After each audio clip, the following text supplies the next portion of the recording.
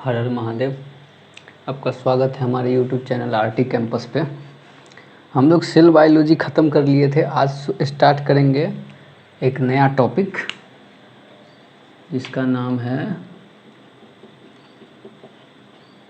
Cell division. Cell biology पढ़ लीजिएगा, फ़ायदा होगा। तो YouTube का प्लेलिस्ट बना चुके हैं सेल बायोलॉजी का। ऑनलाइन क्लास चल रहा है, उतना ज़्यादा फील आ नहीं सकता है ऑफलाइन की तरह, क्योंकि ऑफलाइन ऑफलाइन ही होता है। ऑनलाइन क्लास का मतलब है यूट्यूब पे चल रहा है, उतना ज़्यादा फील नहीं आ रहा है। फिर भी सुनिएगा, क्योंकि देखिए कम कम मिनट का और टॉपिक बाय टॉपिक बनाए हैं। जो टॉपिक आपको हार्ड लगता होगा उसका क्लास यहाँ से पढ़ लीजिए, जो टॉपिक हल्का लगता है उसको एक बार सुन के निकल जाइए, कोई दिक्कत नहीं है। और अगर नोट्स लेना हो तो नीचे कमेंट कर दीजिए, हम नोट्स प्रोवाइड करेंगे। सेल डिवीज़न, जब सेल डिवीज़न स्टार्ट करते हैं ना तो हमको एक साइंटिस्ट का नाम याद आता है जिनका नाम था रुडोल्फ विर्चॉ। क्या नाम था? रुडोल्फ विर्चॉ। ये जो है ना एक कंसेप्ट दिए थे, एक थ्योरी दिए थे जिसको बोलते थे cell lineage theory. Cell lineage theory. और इस थ्योरी के हिसाब से ये बोले थे एक सेंटेंस, ओमनिस सेलुला ई सेलुला, जिसका मतलब होता था कि new cell arises from the pre existing cell. क्या कहने का मतलब हुआ? कहने का क्या मतलब हुआ वो सुनिएगा। जैसे ही मेरे दिमाग में आया सेल डिवीज़न, मेरे दिमाग में तुरंत आ गया एक साइंटिस्ट का नाम रुडोल्फ विर्चॉ का। जैसे ही मेरे दिमाग में आया रुडोल्फ विर्चॉ, वैसे ही आ गया उनका एक दिया हुआ कंसेप्ट जिसको बोलते थे सेल लाइनेज थ्योरी। अब हमको ये समझ में नहीं आ रहा था कि ये सेल लाइनेज थ्योरी में ये जो शब्द बोले हैं इसका मतलब क्या है। जब इसके मतलब को पकड़े तो पता चलता है कि नया सेल हमेशा पुराने सेल से बनेगा। क्या कह रहे हैं?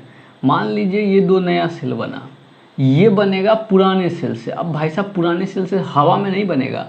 ये जो प्रक्रिया है जिसमें नया सेल, इसको क्या बोल रहे हैं? नया सेल, न्यू सेल। और पुराने सेल को हम बोल देते हैं पेरेंट सेल। क्या बोल देते हैं? पेरेंट सेल या ओल्ड सेल। जिस प्रक्रिया से नया सेल पुराने सेल से बनता है इसको भी बोलते हैं डिवीज़न। क्या बोलते हैं? डिवीज़न। चूँकि सेल का डिवीज़न हो रहा है इसलिए क्या बन जाएगा? Cell division. आगे जो नया सेल बनता है इसको हम लोग बोलते हैं डॉटर सेल। क्या बोलते हैं? Daughter cell. सन इसलिए नहीं बोलते क्योंकि सन नेक्स्ट जनरेशन में सपोर्ट करता है, जनरेशन बढ़ाने के लिए, जन्म नहीं देता है। और इसको बोलते हैं मदर सेल। मदर सेल क्यों बोल रहे हैं आपको समझ में आ गया होगा। फादर क्यों नहीं बोलते हैं? क्योंकि मेल जो होता है ना वो सपोर्टिंग, नेचर में हर चीज़ में मेल सपोर्ट की तरह काम करता है। फीमेल जो होती है वो मेन होती है नेचर को चलाने के लिए। प्रकृति समझते हैं, प्रकृति फीमेल को बोला जाता है। तो मदर सेल से सेल डिवीज़न होगा, मतलब सेल डिवीज़न एक ऐसा प्रक्रिया है जिसमें मदर सेल से डॉटर सेल बनता है। कितना डॉटर सेल? 2 सेल। अब ज़रा सोच के देखिएगा, हम लोग जब सेल पढ़े थे तो पढ़े थे कि सेल मेम्ब्रेन होता है, न्यूक्लियस होता है और बीच में होता है साइटोप्लाज्म जिसके अंदर मिलता है सेल ऑर्गेनल। सबसे बाहर सेल मेम्ब्रेन, फिर न्यूक्लियस, बीच में साइटोप्लाज्म जिसमें मिलेगा सेल ऑर्गेनल। अगर हम 2 सेल बना रहे हैं तो हमको इस सब का भी तो डबल करना होगा। जो भी हमारे सेल के अंदर है उसको भी तो डबल करना होगा।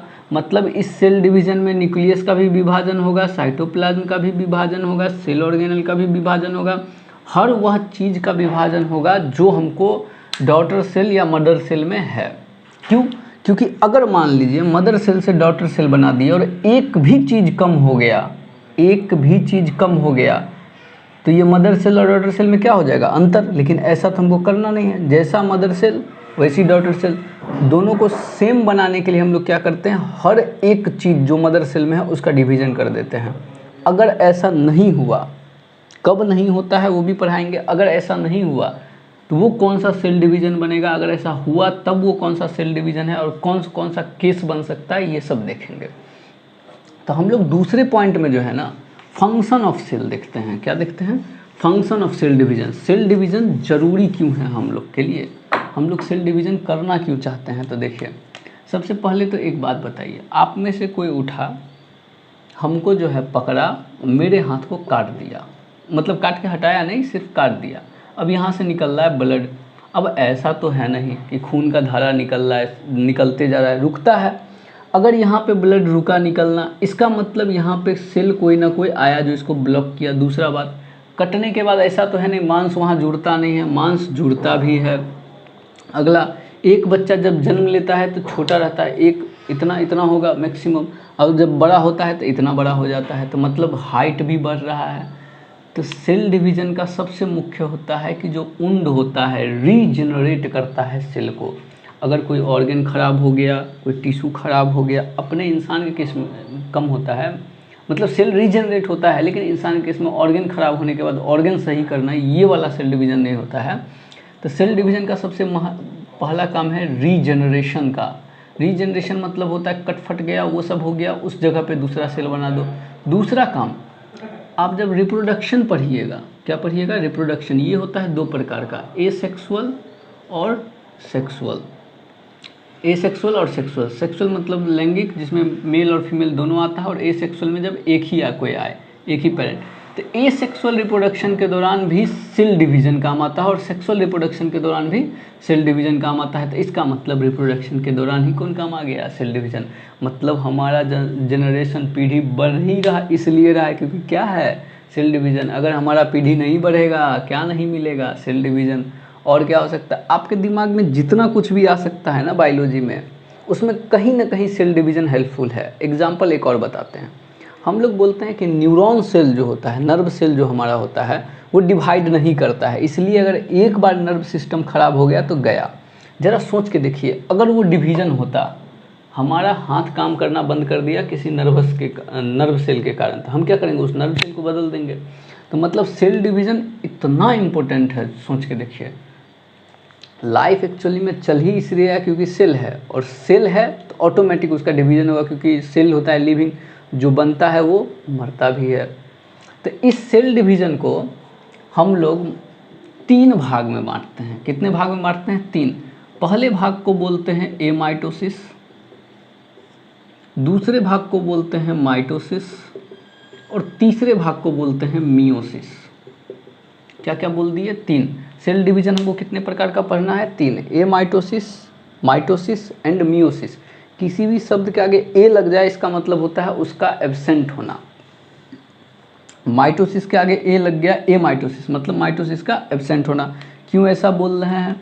एमाइटोसिस को ही बाइनरी फिजन भी सिंपल में बोल देते हैं, बाइनरी फिजन। और ये क्या होता है? देखिए, एक शब्द होता है अपने पास फ्यूजन। फ्यूजन का मतलब होता है किसी दो चीज़ का मिलना। जैसे हम जिससे भी शादी करेंगे तो दो परिवार, दो मिल रहे हैं, तो उसको फ्यूजन। और फिजन का मतलब होता है टूटना, किसी एक चीज़ से दो चीज़ का टूटना। सेल डिवीज़न में क्या हो रहा है? एक मदर सेल से 2 सेल बन रहा है, तो फिजन ही तो हो रहा है। जैसे हम जिससे शादी किए थे, अभी मिले हुए थे, अब डाइवोर्स हो गया, डाइवोर्स में तलाक हो गया, तो क्या हो गया? फिजन हो गया। तो हम बाइनरी मतलब हुआ 2, अब फिजन मतलब टूटना। जब एक सेल टूट के कितना सेल बना दे? 2। माइटोसिस पढ़ना है, मियोसिस भी पढ़ना है। एमाइटोसिस मिलता है बैक्टीरिया के केस में। किस में मिलता है? बैक्टीरिया, जनरली बैक्टीरिया, एमोबिया, ये सब माइक्रो ऑर्गेनिज्म के केस में। माइटोसिस मियोसिस तो लगभग सब में मिलता है।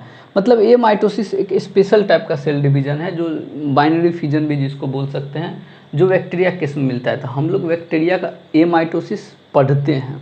एमाइटोसिस सबसे सिंपल है और सबसे आसान है।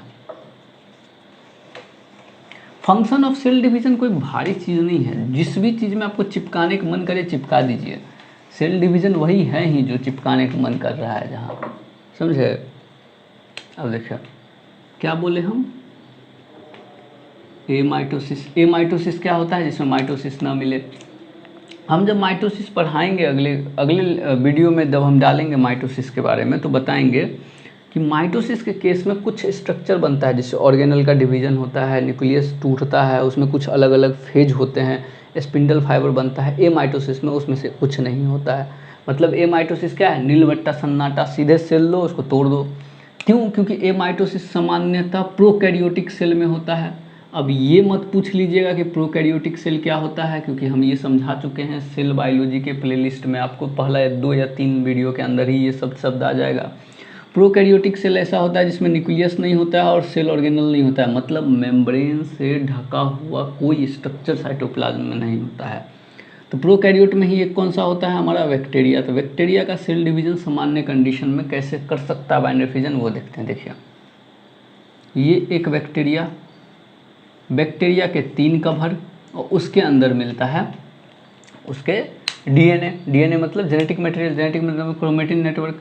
सबसे बाहर वाले परत को क्या बोलते हैं? Cell wall. उसके अंदर परत को सेल मेम्ब्रेन। और ये क्या है इसका? डीएनए। या हम पिछले लेक्चर में जस्ट पीछे वाला वीडियो में बताए हैं, क्रोमेटिन नेट पढ़ाए हैं। इसी डीएनए के कंडेंसेशन से क्या बनता है? क्रोमोसोम। क्या बनता है? क्रोमोसोम। तो क्या हम इसको क्रोमोसोम बोल सकते हैं? बोल सकते हैं भाई साहब। और ये पॉइंट जो है अटैचमेंट साइट है। अटैचमेंट साइट मतलब जुड़ने का जगह। किससे जुड़ रहा है? सेल मेम्ब्रेन से या प्लाज्मा मेम्ब्रेन से या प्लाज्मा लेमा से जुड़ रहा है। अब क्या होगा? देखिए, सबसे पहले तो इसका क्रोमोसोम जो है डुप्लीकेट हो जाएगा। डुप्लीकेट मतलब 2 बार बनेगा। चलिए बना के देखते हैं। एक बनाइए और एक इसी के साथ बन गया। यहाँ पे हुआ क्या? सब चीज़ वही रहा। यहाँ पे बस क्रोमोसोम का नंबर जो है, क्रोमोसोम का नंबर क्या हो गया? डबल हो गया। मतलब यहाँ पर क्या हो गया? डुप्लीकेशन। डुप्लीकेशन या रेप्लिकेशन, ये सब डिटेल में पढ़ना है अपने को। मॉलिक्यूलर बेसिस ऑफ इनहेरिटेंस पढ़ाएंगे तो बताएंगे डुप्लीकेशन या रेप्लिकेशन, ट्रांसक्रिप्शन, ट्रांसलेशन, ये सब क्या होता है। तो क्रोमोसोम 2 बन गया। अब सेल होगा इनलार्ज। इनलार्ज का मतलब होता है अब बड़ा होगा। ज़रा सोच के देखिए, जब सेल बड़ा होगा तो दोनों का पोजीशन क्या हो जाएगा? अलग अलग। अभी भी दोनों जुड़ा हुआ है। यहाँ पर सेल का क्या हो गया? इनलार्जमेंट। क्या हो गया? इनलार्जमेंट मतलब सेल का साइज क्या हो गया? बड़ा। अब देखिए अगले फेज में क्या होता है कि एक तो इधर है हमारा, एक इधर है हमारा, ठीक है। अब यहाँ पर शुरू हो जाएगा प्लाज्मा लेमा का इन्वेजिनेशन। इन्वेजिनेशन मतलब अंदर की तरफ शिफ्ट करेगा क्या? Plasma lemma. अगले में क्या होगा? जहाँ पे प्लाज्मा लेमा इन्वेजिनेट किया है, कौन इन्वेजिनेट किया है? Plasma lemma. कहाँ गया? हाँ,